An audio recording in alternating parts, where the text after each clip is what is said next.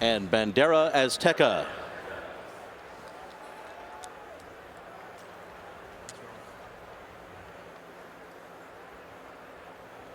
They're all in line.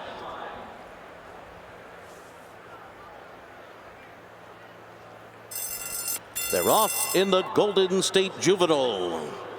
And it is Billy's Bet and Fast Draw Munnings, and these two come out for the early lead together. To their inside, Liberty Forever. I Know Cash Flow is right in that early mix as well. On the far outside, Slow Down Andy is moving up to challenge for the lead up the backstretch. And Moose Mitchell is in that leading group too. So up the backstretch they go. Billy's Bet the leader. Fast Draw Munnings alongside in second. Moose Mitchell tracks them in third. After that comes I Know Cash Flow fourth on the inside. Joker's Boy has the rail, racing 3 lengths off the lead. Outside of them, it's Bandera Azteca. Break of another 2 lengths more back to Liberty Forever. And then comes Phineas, followed on the outside by LM Looking for Mischief. 4.5 lengths more. And then back to Love Candy, and Socal Red is at the back of the field as they make their way around the far turn. Fast Draw Munnings taken on by Slow Down Andy. And Slow Down Andy is speeding up and taking the lead on the outside as they come toward the top of the stretch. On the inside is Fast Draw Munnings running in second position as they turn for home. And in the center of the track, here comes Phineas. And Phineas is on the move with 1 furlong to go. Slow Down Andy, Phineas, Fast Draw Munnings on the inside. The 3 of them across the track, coming down to the wire in the Golden State Juvenile. It is going to be Phineas to win it. Slow Down Andy was second. Then it's Fast Draw Munnings and Socal Red. After all of that, Phineas does it. He acts up from the beginning to the end, but yet the class clown gets the victory. He's still trying to get himself beat inside the 8th or the 16th pole there. You saw him. He put his head up in the air and he kind of wanted to stop and go in, go out. If this horse ever figures out his job, he is going to be a star of a Calbred, because he's winning right now off raw talent, making so many mistakes, Christina.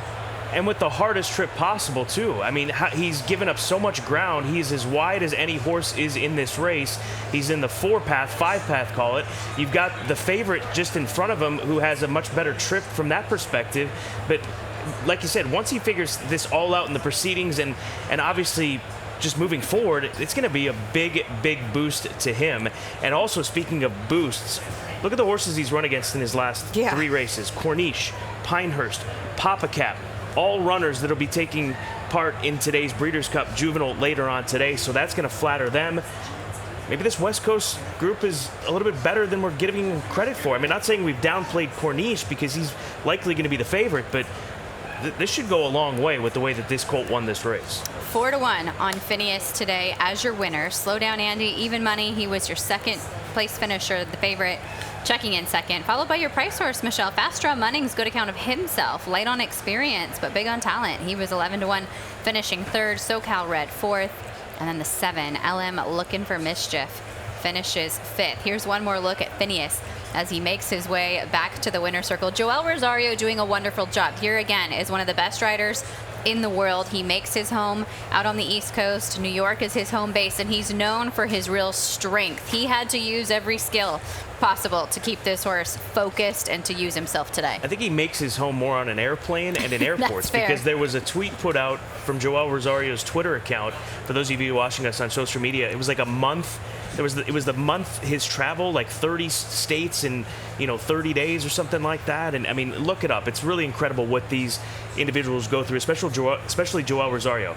I mean, I guarantee you he doesn't know where he's going week to week. He just follows where his agent is sending him and what horses he's going to ride. And I think if you think about other professional athletes, right, the entire experience is designed when they do need to travel to make sure they are comfortable, to make sure they sleep well, to make sure they get their same workout routine, their, chef and whoever's going to bring their food. For jockeys, they might jump on a red eye tonight and fly overnight, wake up, head straight to the room and ride all day in another state tomorrow. They might then get on the last flight out and come back to the West Coast, get up early in the morning and ride the first race on the following day. And their weight is something that is significant for them. They cannot be overindulgent. They have to maintain a strict regime even amidst all of that traveling. It's crazy what jockeys are willing to go through and what they do, and then they show up and they do their job. You would never know if they fly the red eye, right? They come up here and they ride these horses and they just do their job. No I don't think excuses. they're gonna geld this horse now, Christina. Though. Not now. Not now. Terry Levenger's sending me a text right now. Yeah, don't listen to Michelle on that one. I misspoke about his tweet. It was a tweet just a few days ago about the month that he had. Rosario, or month plus, 18 stakes wins in 37 days. Joel Rosario is tapping, rapping on the door of some history too. He's quickly approaching maybe tying or breaking the most graded stakes victories in a single year set by Jerry Bailey. I don't have the exact numbers off the top of my head, Christina, but that's another thing that we'll follow in this weekend and moving forward in the sport, because there are more graded stakes races after this championship weekend for 2021. But back to the point of scheduling and things of that nature, any other sport, you've got the schedule for the season. You're going here, there. We're going to be on the road in Chicago, and then we're going to go from there up to Milwaukee. For these riders, like Joel Rosario, it's a day-to-day, week-to-week scenario. And anything can change at any moment, too. You might have a plan to go to a certain location and ride a specific horse in a race. That horse would bring you there. You'd, of course, gain as much business as you can for that weekend. Horses are athletes, and as big a part of the athletic game in racing as we have. They don't always make their scheduled starts, at which point everything is turned upside down for the jockeys. A great example